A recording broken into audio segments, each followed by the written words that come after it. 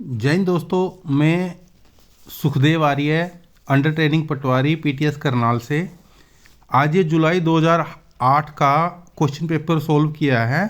सोचा था अपने बहन भाइयों को ये शेयर कर दूं क्या क्या था।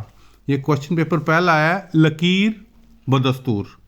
जो हमारे पास रोज नामचा वाक्यात्य होता है पटवारी, जिसमें अपनी हर रोज की एक्टिविटी जो भी काम करते हैं उसमें दर्ज किया जाता है, तो लास्ट में उसके क्रॉस का निशान लगाया जाता है। ये देखिए क्रॉस का निशान, जो इसमें ये क्रॉस का निशान लगाया जाता है और क्रॉस का निशान लगाया जाता है कि इससे आगे कुछ नहीं लिखना। ये हमारे लैंड रिकॉर्ड मैनुअल के 3.80 में है। और इसको जो क्रॉस का निशान लगाया जाता है इसको बोलते हैं खप चलीफा। और इससे पहले जो है एक लाइन लगाई जाती है, इस तरह की लाइन, ये खचलीफा, और इससे पहले जो लाइन लगाई जाती है इस लाइन को बोला जाता है लकीर बदस्तूर। और जो ये क्रॉस लगाया जाता है इस क्रॉस को बोला जाता है खच चलीफा। तो ये दो क्वेश्चन हो गए हमारे, लकीर बदस्तूर और खच चलीफा। ये मोस्टली क्वेश्चन प्रीवियस एग्जाम में बार बार यही क्वेश्चन रिपीट हुए हैं। अभी नेक्स्ट क्वेश्चन देखिए, खतौनी। खतौनी क्या है? खतौनी वह भूमि का टुकड़ा है जो काश्तकार का विवरण हमें बताता है। ये हमारे जो जमाबंदी है, जमाबंदी के कॉलम में 2 में खतौनी है। और ये खतौनी क्रमवार, जहां से हमारी जमाबंदी शुरू हुई है उस पे कास्ट कौन कर रहा है। जैसे ही काश्तकार चेंज होता रहता है इसका नंबर चेंज होता रहता है। हर खेवट में जितने अलग अलग काश्तकार होंगे अलग अलग नंबर इनका चेंज होता रहता है। इसको बोला जाता है खतौनी। खतौनी है ये काश्तकार का विवरण है, उसका क्रमवार नंबर है उस जमाबंदी में, उसको हम खतौनी बोलते हैं। और ये हमारे अध्याय 7 में है खतौनी का जिक्र। क्वेश्चन नेक्स्ट, वाजिब उल अर्ज। वाजिब उल अर्ज, वाजिब उल अर्ज क्या है? जब हमारी बंदोबस्त हुआ था और जितने गांव के रीति रिवाज थे कि गांव में लोग ये काम करेंगे, ये नहीं करेंगे, यहाँ पर करेंगे, सभी जाति धर्म के लोग इकट्ठा होके उन्होंने गांव के वो रीति रिवाज सेलेक्ट किए थे। वो हमारी जमाबंदी जो बनी थी उसके साथ नत्थी किया गया था गांव के रीति रिवाजों की एक लिस्ट को, उसको बोला जाता है वाजिब उल अर्ज। ठीक है सर। अभी नेक्स्ट देखो फदर बदर। इसको आप अच्छी तरह जानते हो। ये पैरा नंबर अध्याय नंबर 7 में पैरा नंबर 29 है। जमाबंदी में अगर कोई गलती हो जाती है तो उस गलती को ठीक करने के लिए हम फदर बदर का इस्तेमाल करते हैं। इसको लिखने का तरीका आपको पता है। सबसे पहले जब वो कहाँ पर ठीक थी, ये गलती जमाबंदी साल इतने में ये सही थी, जहाँ पर वो गलत हुई चीज़ साल जमाबंदी इतने और इतने में ये गलत हो गई, तो अब इस कांड साल वर्तमान की जमाबंदी है इसमें खेवट नंबर इसमें इसको ठीक करने की अनुमति प्रदान की जाए। कानूगो साहब से मुकाबला करा के इसका फिर सीआरओ साहब के सहन होके इसको ऑनलाइन कर दिया जाता है। ये आपको बदर अच्छी तरह पता होगा। इसके बाद है 2 वर्ड हैं। पहला है लाल लकीर, ये लाल डोरा, और दूसरा है फिरनी। अक्सर इनमें बंदा कंफ्यूज हो जाता है कि लाल डोरा कौन सा है और फिरनी कौन सी है। लाल डोरा वह क्षेत्र है जो कि राजस्व रिकॉर्ड या जो हमारी कृषि वाली भूमि है उस भूमि को, और जहाँ पर लोग रह रहे हैं आबादी दे, जो जहाँ पर मकान वगैरह हैं, आवासीय भूमि है, उस आवासीय भूमि को हमारी जो कृषि वाली भूमि है उससे अलग करता है। गांव के चारों तरफ का एरिया, ये कंसेप्ट 1908 में आया था, उसको लाल डोरा बोलते हैं। लेकिन जैसे जैसे जनसंख्या बढ़ी तो लाल डोरा के बाहर भी गांव की आबादी शिफ्ट होने लगी और उस लाल डोरा के बाहर आबादी चली गई। तो जहां तक वो आबादी गई और लाल डोरा के बीच के उस एरिया को फिरनी कहा जाता है। उसके बाद है बंजर कदीम। बंजर कदीम को भी आप अच्छी तरह जानते होंगे। जमाबंदी 5 साल में बढ़ती है, नहीं, जमाबंदी 5 साल में अपडेट होती है। जमाबंदी एक बार ही बनती है बंदोबस्त के समय, और हर 5 साल के बाद वो अपडेट होती है।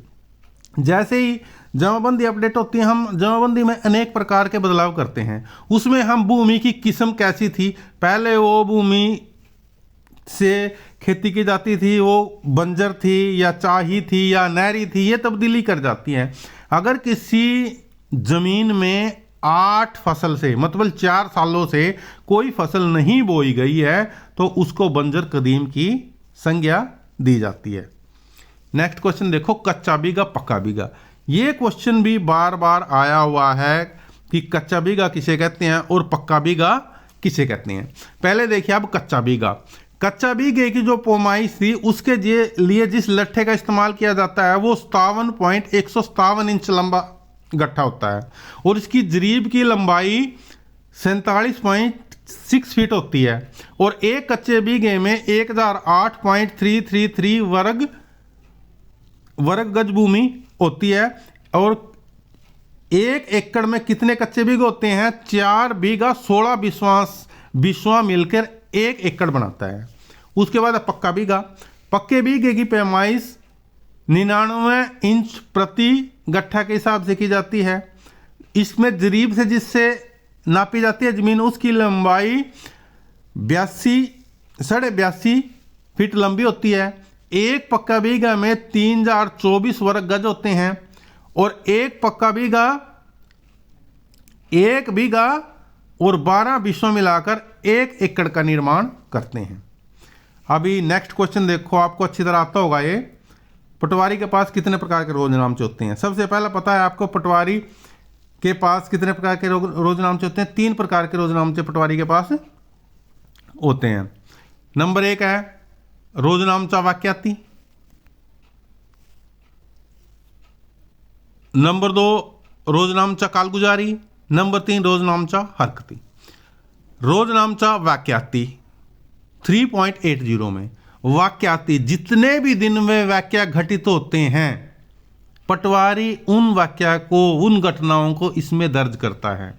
कब से शुरू होता है? 1 सितंबर या 16 भादव से शुरू होता है। हर पेज पर तहसील की स्टैंप लगी होती है और इसका खत लिपा और लकीर बदस्तूर आपको बता दिया है। ठीक है, ये भाई रोजनामचा कालगुजारी। रोजनामचा कालगुजारी भी वही है, उसमें घटनाओं का दर्ज किया जाता है। ये 2 परत का होता है। इसमें मास के अंत में पूरा सारांश सहित 1 प्रति तहसील कार्यालय में जमा करा दी जाती है। ठीक है, यह है कालगुजारी। उसके बाद है हरकती। पटवारी जहां भी हरकत करता है, ये है 3.85 में। हरकती मतलब कहीं भी पटवारी जाएगा, कहीं भी हरकत करेगा तो ये रोजनामचे में दर्ज करेगा कि मैं वहां जा रहा हूं और ये वरिष्ठ नंबरदार के पास रखा जाता है रोजनामचा हरकती। रोजनामचे किस मास में लगाए जाते हैं? वो आपको पता है 1 सितंबर में 16 भादव में रोजनामचे लगाए जाते हैं। अब जमाबंदी कब बनाई जाती है? कौन कौन से कागज लगाए जाते हैं जमाबंदी में? कौन कौन सी तब्दीली बिना इंतकाल की जाती हैं? तो आपको पता है जमाबंदी क्या है? जमा बंदी, जमा प्लस बंदी। बंदोबस्त के दौरान जमीन संबंधी जितना भी रिकॉर्ड था जिसको वहां एक जगह जमा किया गया है उसको जमाबंदी कहते हैं। जमाबंदी जमीन के साथ जुड़ा हुआ हर व्यक्ति का संबंध, चाहे मालिक हो चाहे वो काश्तकार हो। वो जमीन किस तरह की है, उसमें सिंचाई के साधन क्या है, उसमें लगान किस तरह का है, जमीन के साथ की गई किसी भी तरह की छेड़छाड़ जिस डॉक्यूमेंट में बंद है उसको जमाबंदी कहते हैं। जमाबंदी एक ही बार बनी थी, बंदोबस्त के बाद हर 5 साल के बाद ये क्या अपडेट होती रहती है। इसकी 2 परत बनती है, पड़त सरकार और पड़त पटवार। तो इसको जनवरी में बनाना शुरू किया जाता है और 15 जून से पहले जितने भी इंतकाल हैं उनको अमल में लाया जाता है। अब क्वेश्चन आता है जमा, फिर उसके बाद कानूगो साहब 100% इसकी पड़ताल करते हैं और यारो साहब 25% इसकी पड़ताल करते हैं। और अब इसमें लगने वाले कागज हैं, यही क्वेश्चन आता है कई बार जमाबंदी के साथ लगने वाले कागज। एक तो जमाबंदी लगेगी, सिजरा नसब, माफीदार, जागीरदार तथा पेंशनरों की सूची, ततीमा सिजरा, जितने ततीमा कटे हैं उनका सिजरा, मंजूर हुए इंतकाल, जितनी फदर बदर हुई है वो, नक्शा कमी पेशी, कौन सी ज़मीन पहले चाहिए थी अभी बैरानी होगी, कौन सी नहरी थी, क्या बदलाव हुआ है, नक्शा कमी पेशी, पड़ताल, अफसरों की पड़ताल और सर्टिफिकेट आखिरी तस्दीक। ये 9 तरह के डॉक्यूमेंट जमाबंदी में लगते हैं। नेक्स्ट देखिए, इंदराज बिना इंडेक्स जमाबंदी में क्या क्या दर्ज किया जाता है? कुछ जमाबंदी में कुछ भी चेंज करने के लिए 3 तरीके से चेंज होती है। एक इंतकाल की मदद से, फदर बदर की मदद से और दूसरा गिरदावरी की मदद से। और पटवारी का जो रोज नामचे में उसमें दर्ज करके तब चेंज होती है। लेकिन इनके अलावा इन 10 कॉलमों में बिना इंतकाल के चेंज हो सकता है। कॉलम नंबर 1 से लेकर 3 तक। आपको पता है कॉलम नंबर 1 में खिवट नंबर है, कोई भी तकसीम होगी या होगी वो खिवट नंबर अपने आप आगे बढ़ते जाते हैं, उनके लिए किसी इंतकाल की जरूरत नहीं होती। 2 नंबर खतौनी भी अपने आप चेंज होते रहते हैं। नंबर 3 ये भी अपने आप चेंज होता है। खाना नंबर 4 में मालिक का नाम है, जहां पर मालिक का नाम उर्फ लगाकर या किसी कोर्ट के ऑर्डर से बिना इंतकाल के चेंज किया जा सकता है। नंबर 3 है सैनिक तथा नागरिकों की पदवी, रहने का स्थान, ये भी बिना इंतकाल के चेंज किया जा सकता है। खाना नंबर 5 में जो काश्तकार है वो भी बिना इंतकाल के किससे गिरदावरी चेंज करके उसका नाम चेंज किया जा सकता है। खाना नंबर 6 में सिंचाई के साधन, पहले कुआं था, नहरी थी, वो भी बिना इंतकाल के चेंज हो सकता है। 7, 8 खेवट नंबर, खेत का नंबर आदि। 9 में लगान है, 11 में मुआवले की रकम है और 12 में कैफियत है। इन कालमों में बिना इंतकाल के ही चेंज किया जा सकता है। अब इंतकाल किसे कहते हैं, कितने प्रकार का होता है, विरासत और फकूल रहन का इंतकाल का वर्णन करो। पटवारी किस हालात में रजिस्ट्री और कोर्ट डिग्री के आधार पर इंतकाल दर्ज करने से मना कर सकता है। अब इंतकाल को आपको पता है उर्दू का शब्द है, इसका शाब्दिक अर्थ है किसी की मृत्यु हो जाना, मौत हो जाना। लेकिन राजस्व विभाग में इसका अर्थ मृत्यु या मौत हो जाना नहीं है, बल्कि जमीन के मालिकाना अधिकार का एक व्यक्ति से दूसरे व्यक्ति को ट्रांसफर हो जाना इंतकाल कहलाता है। राजस्व विभाग की रेंट रिकॉर्ड मैनुअल में अध्याय 7 में 149 प्रकार के इंतकालों का वर्णन किया गया है। इसमें हम इसकी 2 परत होती हैं, पड़त सरकार और पड़त पटवार। तो इसमें इंतकाल विरासत का इंतकाल है। विरासत का इंतकाल जैसा कि आप सभी को पता है, कोई व्यक्ति की मृत्यु हो जाती है तो उसका विरासत का इंतकाल चौकीदार के रजिस्टर से चेक करके, नंबरदार से तस्दीक करके, उन व्यक्तियों से उसका डेथ सर्टिफिकेट लेके एक बंदा उनमें से एप्लीकेशन देता है तो सीधा नसब तैयार करके उसका इंतकाल कर दिया जाता है, तो सीआरओ साहब से मंजूर कर लिया जाता है। इसको कब बंदा रोक सकता है, या अगर उसको पता चल जाए कि जो मालिक है उसकी पत्नी है वो गर्भवती है, उसके पेट में बच्चा है, वो तब तक इस इंतकाल को रोक सकता है जब तक बच्चा जन्म ना ले ले। नेक्स्ट था फकूल रहनी। आपको पता ही है जब किसी का लोन लिया हो और उसको लोन को फिर उतार दिया हो तो फकूल रहन का इंतकाल किया जाता है। ये बता दिया मैंने विरासत के इंतकाल को कब मना कर सकता है। अब कोर्ट की डिग्री के आधार पर कब मना कर सकता है। स्वामित्व का विवाद हो और वो सिविल कोर्ट में केस चल रहा हो तब मना कर सकता है। अधूरे व दोषपूर्ण दस्तावेज हो तब मना कर सकता है। सार्वजनिक भूमि का विषय हो, कोई भूमि ऐसी का इंतकाल करना जो सार्वजनिक है तब मना कर सकता है, और उसके अधिकार क्षेत्र से बाहर हो तब मना कर सकता है। नेक्स्ट क्वेश्चन है, प्रकृति आपदा में हुए फसलों के नुकसान का आंकलन कैसे किया जाता है। तब्दील कास्ट के इंदराज करते में किन किन बातों का ध्यान रखना है। तो लैंड रिकॉर्ड के मैनुअल में पटवारी के अनेक कामों का वर्णन है, इनमें गिरदावरी उसका एक महत्वपूर्ण काम है। तो गिरदावरी 2 बार की जाती है, एक रबी की गिरदावरी, खरीफ की गिरदावरी। रबी की गिरदावरी आपको पता है 1 फरवरी से 28 या 29 फरवरी तक, और खरीफ की गिरदावरी 1 सितंबर से 30 सितंबर तक की जाती है। तो लैंड रिकॉर्ड के अध्याय 9 में गिरदावरी का वर्णन है। तो वैसे तो नॉर्मल गिरदावरी हम इस समय करते हैं, लेकिन कोई बाढ़ आ जाए, भूकंप या किसी आगजनी या किसी और कारण से प्रकृति आपदा आ जाए, ज़्यादा बारिश हो जाए, ओलावृष्टि हो जाए, बाढ़ आ जाए, तो इससे जो फसल खराब होगी उसके लिए एक स्पेशल गिरदावरी का कंसेप्ट है, स्पेशल गिरदावरी होती है। 2009 से पहले ये कंसेप्ट था कि 50% से कम अगर किसी की फसल खराब है तो कोई खराब नहीं, 50% से अधिक खराब है तो पूरी फसल खराब है। लेकिन अब ये चेंज कर दिया गया है। अभी इसका कंसेप्ट कुछ ऐसा है, अगर 75 पैसे या 75% से अधिक पैदावार ठीक है तो उसका कोई खराबा नहीं है।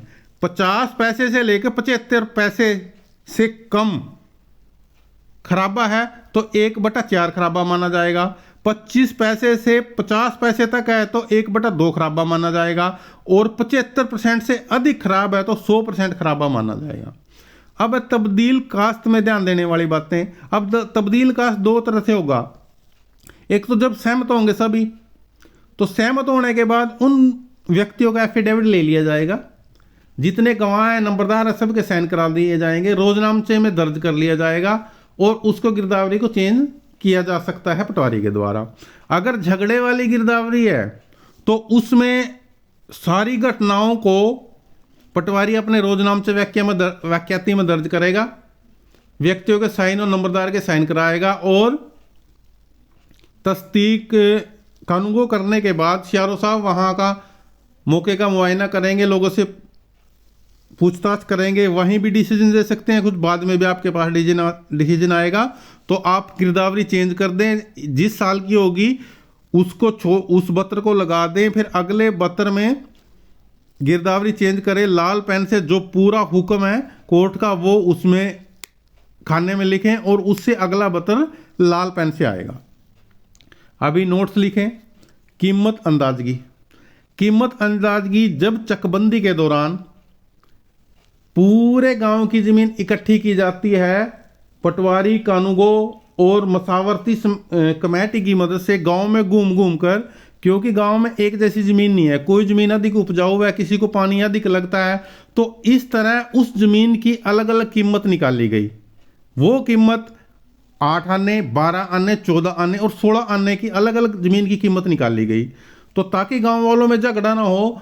फिर बाद में जब इस्तकराज का इंतकाल करके भूमि को बांटा जाएगा तो उस व्यक्ति को उसकी कीमत के आधार पर उसकी कुल कीमत निकाल ली जाएगी। उसकी 8 आने की कितनी ज़मीन थी, 12 आने की कितनी ज़मीन थी, फिर उसकी टोटल कर लिया जाता है और फिर उस व्यक्ति को उतने कीमत की ज़मीन दी जाती है, न कि जितनी रकबा था उतना बराबर दिया जाता है। तो इस प्रकार कीमत अंदाज़ा लगाया जाता था कि 8 आने की, 12 आने, 14 आने, 16 आने की कौन कौन सी ज़मीन है, फलों के वृक्ष किसमें है, उनका अलग कीमत का अंदाज़ा लगाया जाता था। इमारती लकड़ी उसका अलग लगाया जाता था। कोई इमारत हो, कोई बिल्डिंग बनी हो, उसका कीमत का अंदाज़ा लगाया जाता था। और फिर उन व्यक्तियों को इस्तकराज इंतकाल के बाद जब दोबारा भूमि बांटी जाती थी तो उसको उनकी कीमत के आधार पर भूमि बांटी जाती थी। नेक्स्ट है नक्शा हकदार वार। नक्शा हकदार वार क्या था? प्रत्येक भूमि स्वामी की अलग अलग हिस्से अलग अलग किस्म की भूमि के अनुसार तैयार किया जाता है। भूमि स्वामी की सभी पत्तियों की भूमि उसकी किस्म व कीमत खतौनी इस्तेमाल से लेकर तैयार की जाती थी, उसको बोला जाता है नक्शा हकदारवार। अब नक्शा गठवार है, ये एक रजिस्टर तैयार किया जाता था जिसमें भूमि स्वामियों की अलग अलग पत्तियों में अलग अलग जगह पे जो जमीन होती थी अमुक कीमत पर इकट्ठा उस रकबे को एक जगह इकट्ठा किया जाता था, उसकी मतलब एक गांठ बना दी जाती थी उसकी जमीन की, उसको बोला जाता था गठवाड़ रजिस्टर। अड्डा आपको पता ही है, चकबंदी के दौरान हर रोज सुबह पटवारी जब पैमाइश करने जाते थे तो कोई शरारती तत्व उस जरीब से कोई कुंडा निकाल के उसकी लंबाई कम ना कर दे, पटवारी अपने ऑफिस के सामने एक अड्डा तैयार करता था समतल जमीन पर, जिसमें खूंटा गाड़ा जाता था। दोनों खूंटे में उस जरीब को फंसाकर उसकी हर रोज पैमाइश करके उसके बाद चकबंदी पैमाइश के लिए जाया जाता था, उसको बोलते थे अड्डा जरीब की पैमाइश के लिए। नेक्स्ट है फील्ड बुक। फील्ड बुक को पता है, अब ये राजस्व रिकॉर्ड की बुक है जिसमें बंदोबस्त के समय जो भी खसरा नंबर खेत थे उनकी लंबाई, चौड़ाई, भुजा, मुरब्बा नंबर कौन सा है और उसका रकबा कितना है आदि सारा विवरण उसमें दर्ज किया गया था, वो है फील्ड बुक। अब कुछ और संक्षिप्त नोट है इंपॉर्टेंट। मिसल हकीयत। मिसल हकीयत आपको पता है, जब बंदोबस्त किया गया तो जितने गांव के मालिक थे उनके मालिकों के अधिकार, उनकी जमीन, उनका लगान कितना दे रहे हैं, तो उनके जितने अधिकार थे वो सारे एक जगह इकट्ठे किए गए थे, उसको बोला जाता है मिसल हकीयत। इसके आधार पर जमाबंदी तैयार की जाती है। मिसल हकीयत में निम्नलिखित डॉक्यूमेंट होते हैं: आज्ञा पत्र हो गया, सिजरा नस्ब हो गया, कुओं पर किसका अधिकार है, ये खसरा नंबरों की सूची, वर्णा कर्मानुसार मालिकों और काश्तकारों की सूची, पेंशन व मुआफीदारों व की सूची, सिंचाई के अधिकार, बांध की आज्ञा तथा वाजिब उल अर्ज सिजरा किश्तवार आदि ये डॉक्यूमेंट मिसलकियत में शामिल है। ये बंदोबस्त के जो मालिक थे उनके अधिकार और उनके क्या क्या उन पे उनके अधिकार थे, उसको मिसल हकीयत बोलते हैं। लाल किताब आपको पता है राजस्व विभाग की किताब है, इसमें 10 नक्शे होते हैं। जो उनमें 5 नक्शे होते हैं जिसमें नक्शे होते हैं जिसमें गांव की सूचना होती है, जैसे कि गांव का रकबा कितना है, भूमि किस किस्म की है, वार्षिक माल कितना है, भूमि जो रहन है, पशु कितने और जनसंख्या आदि के नक्शे होते हैं। इसमें 5 नक्शे तो हर साल भरे जाते हैं और शायद 4 नक्शे मैंने याद नहीं है 4 वर्ष में भरे जाते हैं और एक 10वां नक्शा वो बंदोबस्त के समय पूरा किया जाता है। एक है हकसूफा एक कानून पहले था, अगर कोई व्यक्ति अपनी ज़मीन बेचना चाहे तो वो ज़मीन अपने खानदान के व्यक्तियों को ही बेचेगा। अगर वो बाहर के व्यक्तियों को बेचना चाहे तो उसका जो उसके परिवार का सदस्य है वो ऑब्जेक्शन कर सकता है और वो उसको देनी पड़ेगी। ये पहले कानून था लेकिन इस पर झगड़ा बढ़ गया, इसलिए सुप्रीम कोर्ट ने हकसूफा कानून का प्रावधान अभी खत्म कर दिया है। अब ये 3 कंसेप्ट हैं। एक है अपील है कोई राजस्व अधिकारी किसी फैसले के खिलाफ कोई डिसीजन दे देता है और आप उससे नाखुश हो तो आप जैसे सहायक कलेक्टर फर्स्ट ग्रेड और सेकंड ग्रेड अगर ये डिसीजन देते हैं तो इनके खिलाफ कलेक्टर साहब के पास 30 दिन के अंदर आप अपील कर सकते हो। कलेक्टर साहब के खिलाफ मंडल आयुक्त को आप 60 दिन के अंदर अपील कर सकते हो और वित्तायुक्त के पास आप 90 दिन तक अपील कर सकते हो। नेक्स्ट क्वेश्चन है रिव्यू का मतलब है अफसर माल अपने से पूर्व अधिकारियों के ऑर्डर को दोबारा जांच पड़ताल कर सकता है और सभी पक्षों को सुनकर दोबारा फैसला कर सकता है। ये है रिव्यू। एक है रिवीजन यह है कानून का एक ऐसा प्रावधान है जिसमें कलेक्टर के नोटिस में ऐसा आए कि भाई किसी आदमी ने गलत कानून का इस्तेमाल किया है और किसी केस में ये गलत कानून इस्तेमाल किया गया है और उस बंदे ने अपील भी नहीं की है तो उस केस की फाइल को दोबारा मंगवा के और अपनी सिफारिश के साथ ये ऑर्डर बदलने के लिए आगे भेज सकता है। अब है शिस्त और पटड़ी, ये 2 इंस्ट्रूमेंट है शिस्त और पटड़ी। इन दोनों इंस्ट्रूमेंटों का इस्तेमाल पहाड़ी इलाके में एक तो ये है और ये दूसरा ये है और ये दूसरा ये है। ये शिस्त और पटड़ी 2 इंस्ट्रूमेंट हैं जिनका इस्तेमाल पहाड़ी इलाके में पैमाइश करने के लिए किया जाता है। ये 2 फीट का तो लंबाई होती है ऐसे लेटे में और ये साइडों से 8-8 इंच मुड़ा होता है। एक साइड इसमें 4 होल होते हैं और एक में एक जीरी होती है जिसमें धागा फंसाया जाता है। ये है शिस्त। और दूसरा है पटड़ी का इस्तेमाल शिस्त के साथ ही किया जाता है। ये 2 फुट बाय 2 फीट का एक फट्टा होता है, इसमें एक तिपाही टांग लगी होती है नीचे और उसके शिस्त के साथ इसका इस्तेमाल करके पैमाइश का इस्तेमाल किया जाता है। अब ये नेक्स्ट देखो और ये भी इंपॉर्टेंट है क्रॉस। ये क्रॉस जो क्या होता है ये लंब जमीन पे लंब गिराने का काम आता है। इसमें ये एक फट्टा होता है 8 इंच का, इसमें जीरियाँ कटी रहती हैं ऐसे आर पार और इसमें जैसे हम ए पॉइंट पे हमने एक झंडा काट दिया ये और उसके बाद एक झंडा हमने बी पॉइंट पे काट दिया। अब इस शिस्त को हम घुमाएंगे, जो ये सी पॉइंट है इस सी पॉइंट को ए की जगह ले आएंगे, ए को सी की जगह ले आएंगे तो ये दोनों राइट एंगल में है, लंब गिर गया और ये इससे हमें शिस्त भी हमारे शिस्त की भी जांच होगी, हमारा शिस्त सही है। ये लंब गिराने कैसे काम आता है, यहाँ झंडा काट दिया यहाँ झंडा काट दिया, इन दोनों के बीच का कोण ये 90 डिग्री होगा। अभी ये 90 डिग्री होगा ये, ठीक है। शिस्त किस काम आता है, लंब गिराने के काम आता है ये। और इससे हम जैसे किला बनाना हो तो ऐसे किला चकोर किला बन जाएगा ये ऐसे।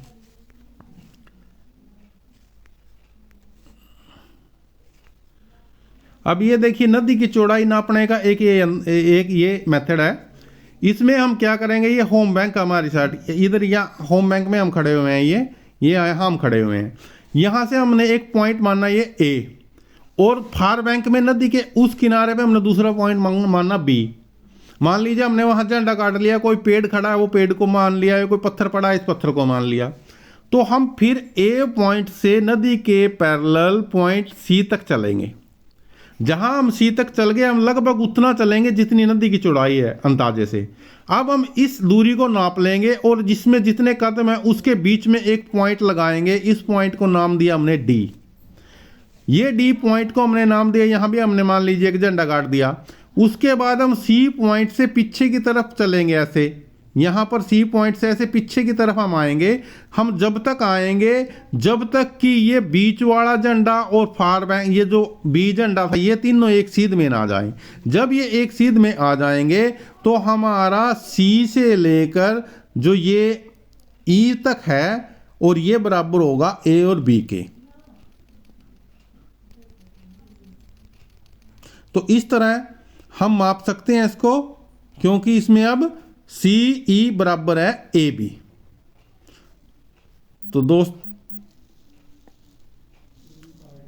मेरे को उम्मीद है कि वीडियो आपको अच्छी लगी होगी और आपको इससे काफ़ी नॉलेज होगी। तो नेक्स्ट साल के जो नेक्स्ट प्रीवियस ईयर क्वेश्चन है वो दूसरे में मैं बनाता रहूँगा और ऐसे डालता रहूँगा जब तक अपने एग्ज़ाम नहीं होते 15, 16, 17 और 19 को। जय हिंद, जय भारत, वंदे मातरम।